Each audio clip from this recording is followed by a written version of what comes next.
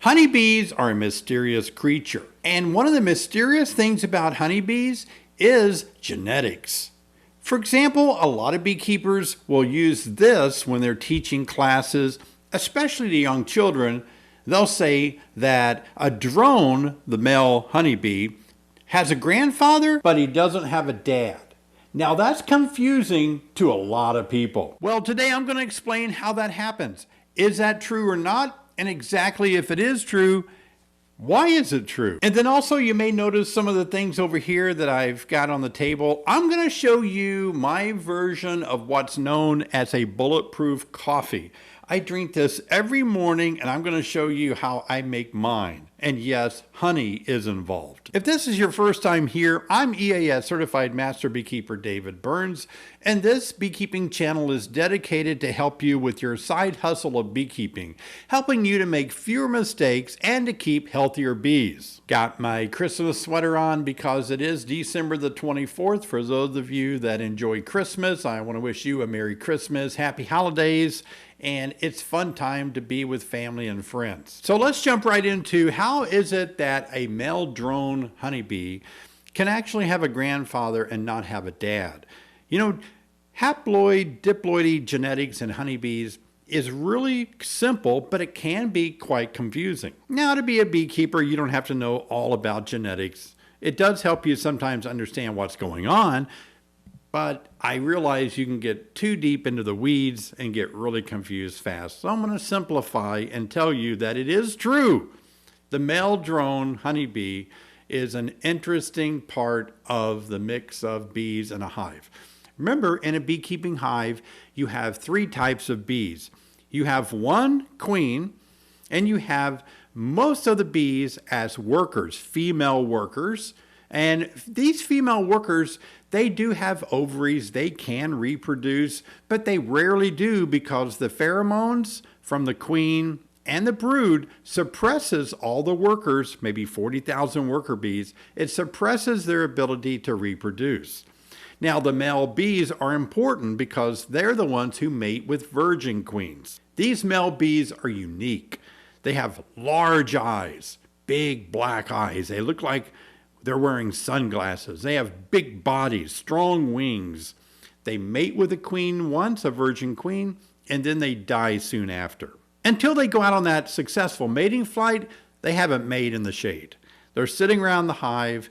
They're being fed by all the worker bees. They don't have to do any work at all. They lounge around and just get their food brought to them.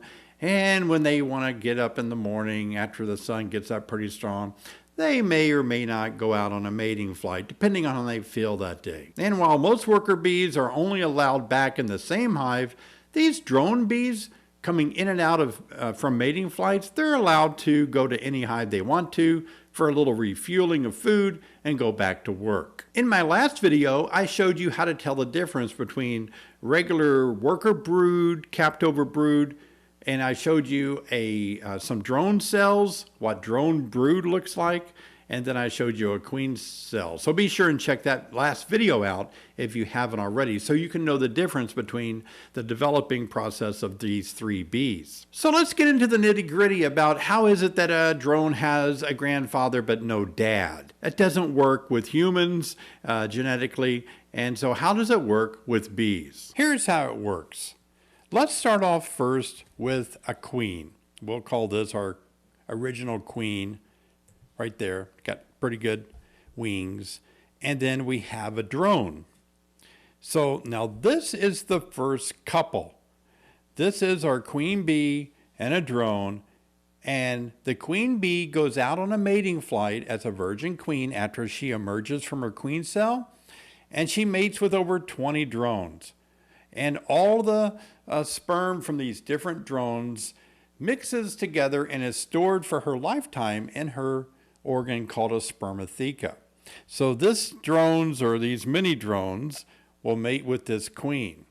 But let's just say this particular drone is the one that mates with this queen, and they have a daughter. Their daughter is able to be a queen because this queen laid a fertilized egg. This queen was fertilized by this drone. So when this queen lays an egg, it's a fertilized egg and it can become a worker, a queen. Now in this case, this queen will lay drone eggs and they will become drones. Every hive has 200 to 2,000 drones. Now in this case, let's just carry this out though to explain what our question is, the answer to our question. So this queen happens to lay an egg and the hive is in trouble that she was laying in. And so when she laid the egg, it was actually decided by the colony to turn this fertilized egg from what would be a worker bee into a queen bee by feeding the developing larvae royal jelly after day 3 and building a bigger comb for her a queen cell for her to emerge from. Now this queen is the new queen of a new hive. Let's say this generation is gone and now this queen, even though she came from this couple, she's running her own hive now. And she decides that her colony should have 200 to 2,000 drones. So she lays an egg and she does not fertilize it. This queen has the ability either to fertilize or not fertilize what she lays, the eggs that she lays as they pass through her. Because her ability to do that comes because she mated with drones and she's fertilized. But she can choose not to fertilize, not to use the semen from the drones that she mated with and skip that and just lay an unfertilized egg, which would become a drone. So this drone, her son, is from an unfertilized egg from her. So let's bring our couple back in, he has a grandfather, but he has no dad because she laid an unfertilized egg. Now, that sounds bizarre, but I think I explained it in such a way that now I even understand it. Now, that's something pretty cool that you can bring up at your Christmas party if you want to tell people, hey, you know something cool about honeybees? Oh, yeah, you keep bees. Tell me something I don't know about bees. Did you know that a male drone has a grandfather, but he doesn't have a dad? What? Explain that. And you'll say, I don't want to explain it. Watch this video. And you can show them a video. So a few weeks ago in a video, I told you I was drinking some Bulletproof Coffee. Now, Bulletproof Coffee is made several different ways. And for those of you that kind of want to know more about it, the main ingredient that really sets it apart is this right here. Look at this. And I told you a little bit about it. This is Mct Oil. I think it stands for something like medium chain triglycerides. This oil, you need to watch some YouTube videos of people explaining the health benefits of this particular oil. Now, I'm not a doctor. I'm not a nutritionist. I'm not recommending that these things do anything special. I'm not recommending that you do this. I'm not suggesting you do it, all that legal stuff, not making any promises. I'm just showing you what I do, and I'm telling you that since I've started doing this, I really do feel a lot more energetic and I feel good. So let me tell you the benefits that it's had on me since I started doing it. One of the things right off the bat I noticed by using this oil, I'll leave links to this oil that you can purchase below in my affiliate links. And what I found was that it really gave me a lot more energy. That's what it's designed to do. That's what it does when you ingest it. Also, I noticed that it takes away any hunger. Like I used to eat pretty big breakfasts, but now when I have this cup of Bulletproof Coffee, it suppresses my appetite. I'm really not hungry at all for several hours. Now, it may just be me, but that's how it's working on me, and that's what most people say as well. A lot of Bulletproof Coffee is kind of made the same, but everybody uses a little different ingredients. One of the ingredients that most people use is some form of butter, like melted butter or cream off the butter, so on. And I think it's fine if you want to do that. I like butter. I just don't like a lot of butter. So what I do is I don't put butter in my bulletproof coffee. I've got enough oil, I feel, the good oil right here. Not that butter is bad oil, but I've just decided to skip that step. Now I mix everything up, and I have a special technique that really works well for me. You've seen me feature my Ninja blender in another video where I was demonstrating how you can mix pollen powder, protein powder in with sugar water. So same Ninja blender works really well for me. So here, let's get started. Here's what I do. I take my MCT oil and I'll just give 2 squirts. The lid is kind of cool. If I give a squirt like this and another squirt like that, it gives me about a tablespoon for my coffee, and that's what I really like. Another thing that I started doing at the recommendation of a lot of people is I've started using this. This is a collagen peptides. If you're not familiar with this, it's supposed to help with our hair, skin, nails, and joints. And as you get older, all of those things seem to fail. But anyway, I do think that's really a good thing to try if you haven't experimented with this, to see if it can help all those things do a little better. I use one of these scoops full in my coffee, and it makes a lot of little dust there. I've been doing that for about a year now, and it seems like it has helped a lot. Aha! This is the main ingredient right here, is honey, right? Awesome. So what I want to do now is I use about a teaspoon of honey in my coffee, a level teaspoon roughly. So just about this much is what I need in my coffee. It really doesn't over sweeten it, but it's enough to give it a little bit of a better taste, I guess. And then I add my milk. I always like cream. Now I'm a big believer, just me, but I'm a big believer in drinking whole milk. And I do not have any problems with lactose. I'm not lactose intolerant, but I do like lactose-free milk. And so that's what I have here, a little bit of whole milk. And I do that just to give it more of a creamy taste. And so this is the things that I will add to my coffee, my bulletproof coffee. That's just me.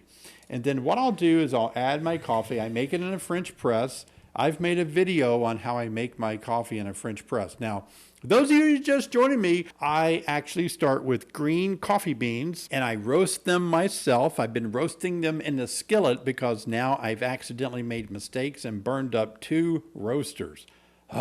So now I'm just roasting them the old-fashioned way in my skillet at home, smoking my whole house up. And so maybe I'll get us something like that for Christmas. But anyway, I pour a little bit of my coffee in here while it's still hot, and I'll mix it up just enough to start dissolving my honey, get it off my spoon. That's the main thing. Try to get all my honey off my spoon. All right, we set that aside, and then I take it and I pour it in my coffee cup.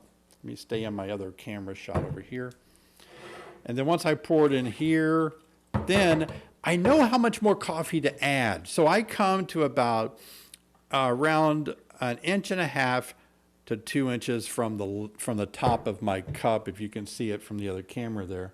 And then I pour that into my Ninja blender. I just like the name of Ninja blender. I'm not sponsored by Ninja blenders or anything. I just like them. Some companies have asked me to sponsor things on my YouTube video, and I only have done one that I know of so far. Okay, so then let's bring the Ninja blender in. The Ninja blender has these suction cups on the bottom, and so when you put it down on a table like this, those suction cups hold it in place. And this is going to be loud, but I'll try to reduce it in the edit room. So what I'm going to do now is just put it in here and blend it. Turn the blender on, loud noise.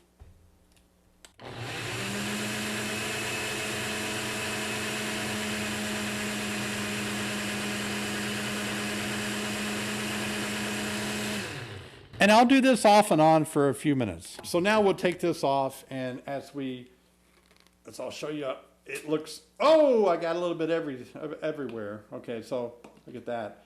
It's very creamy now. And I love that. Now pour it in here, and it comes almost all the way to the top, and it's very creamy. Look at that.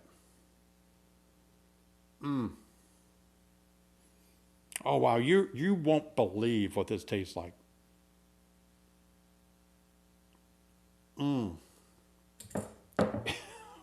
Anyway, I wanted to share with you how I make a mess of my production table. But no, that's my Bulletproof Coffee.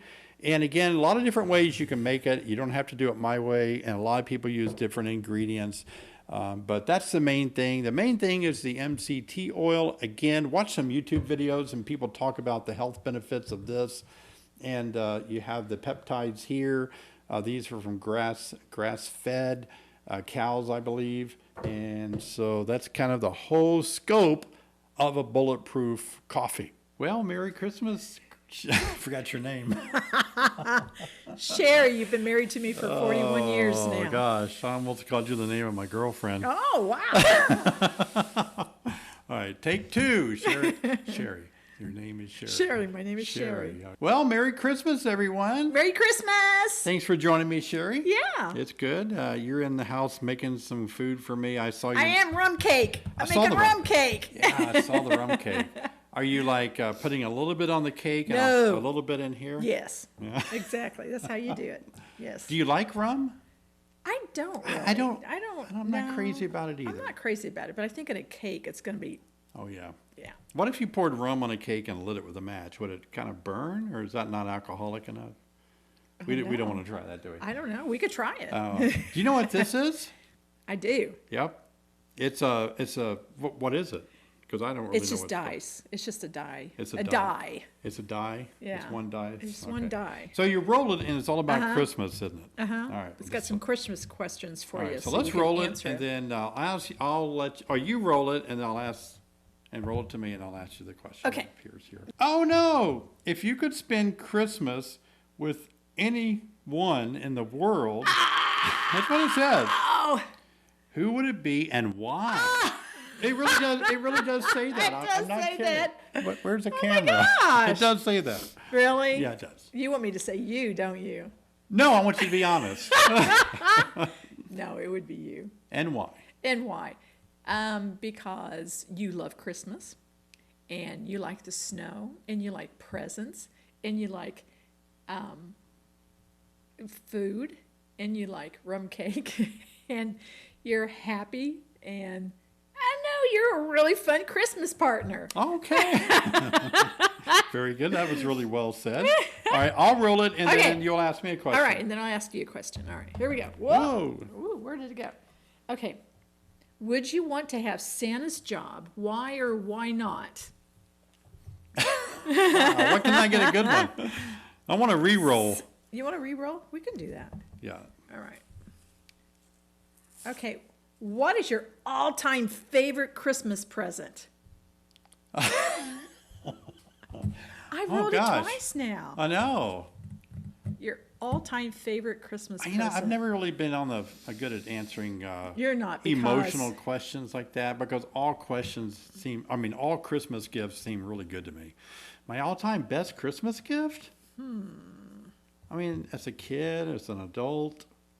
Mm-hmm. Which one? What about the skateboard one? Was that a skateboard one? I told him about that last week. You told him about Yeah, that. Was that your best? No. Your worst? That's one of my worst, yeah. I'll roll again. Let's try All right, again. one more time. Here, you roll it. Oh, I roll it? This way, and I'll see what it says. All right. Okay, so the question for David is, do you think you are on the naughty or nice list this year, and why? I really believe I'm on the nice list. Okay. Because I work hard at trying to stay kind to people and try to have a good attitude and help people. And I said I work hard at that because, I can lose it sometimes. But I try to help people. I try to treat people like I would want to be treated. And I try to share my knowledge with beekeepers. Mm-hmm. So I think Santa would be happy with me. I think you are on the nice list this year. Well, at least as far as I'm concerned, you're on the nice list this year. What would that entitle me to? I know if you're naughty, you get a lump of A coal. lump of coal. So if you're nice, I guess you get anything you want. Wow. All right. I'm the kind of person that would be like, I have no idea what I want. I don't know. People say, what do you want for Christmas? And I come up with a few things, but then I think, I'm like that little guy on the Christmas story that he was supposed to tell Santa what he wanted. He wanted the BB gun, but he kind of lost his idea of what he wanted. Yeah, he Hurry got, up, he, hurry, he what do got you want? overwhelmed. You want a football, kid? Yeah, I'll take a football. And I'll he's take like, a "Oh, no." football. I'm kind of like that guy. People Yeah. ask, what do you want for Christmas? And I say something stupid that I like, why did I tell them that for? I don't want that. Yeah, yeah. Well, this is Christmas Eve. People will be receiving this on Christmas Eve, and so we like to wish everybody a Merry Yeah, Christmas, and I hope yeah. they all have a good time Yeah. with their family and friends. We do. At one point in our lives, I was involved in another career that was stressful, and so when I was during Christmas, I didn't have to be involved in that, and it was kind of really cool to have a break from that for a moment. And so Christmas holds a special place for me because my body goes into relax mode at Christmas instead of on red alert all the time. So I think it's like, it feels good just to know that this is a soothing time of the year. Oh, that's nice, but that's not the way it is for us women. I know. We're buying all the presents and we're cooking all the food and we're cleaning all the house. But for me, Christmas has always been kind of like a reflection on the past year. You know, what did I think of the past year? You know, do I want to try different things for this coming year? Was I happy with the accomplishments that I had? My blessings, you know, my family and all the kids and the grandchildren and all that kind of stuff. That's what I see at Christmas time. That's cool. I don't think we're going to get a white Christmas. No. It doesn't look like it, which is not. like, we haven't had a white Christmas for a long time. Haven't seen one. But we're kind of at the age now where we're sort of glad, aren't we? It's I can't stand the ice and the snow and the driving in the dark and the lights are all. Yeah. Well, yeah. And the snow makes it worse. So a lot of people watching, when you said the headlights of cars are kind of like, a lot of people don't know what that is, but a lot of people out there knew exactly what you meant. You know what I mean. Oh yeah. So like the worst part about snow for us is we live down a 1/4 mile lane, and then we live about a mile off of the hard road.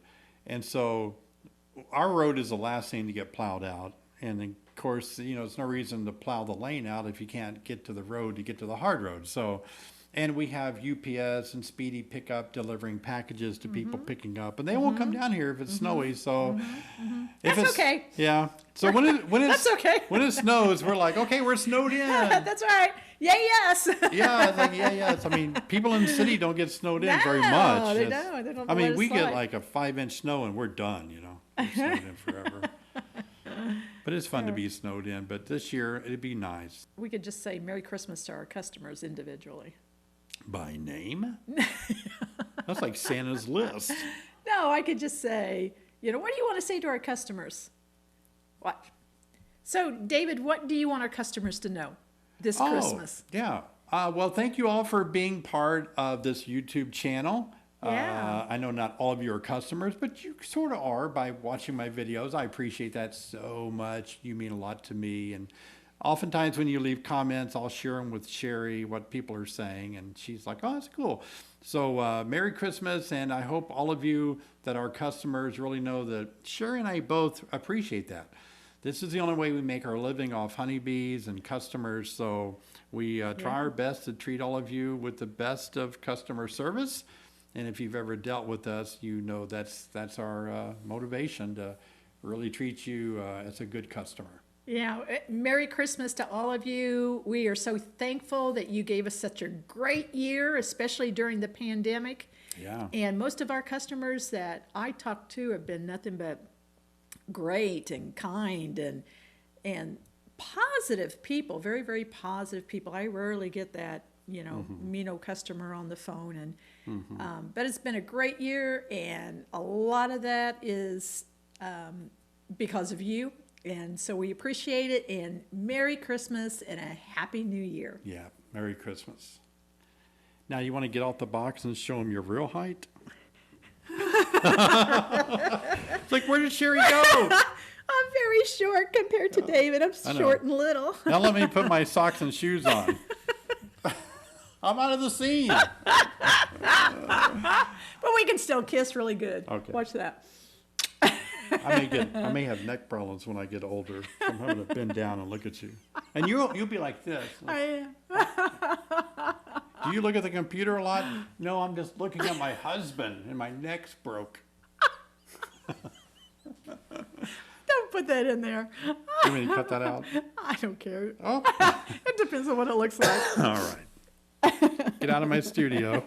You're burning up daylight. All right, here it goes. Don't trip on my cords.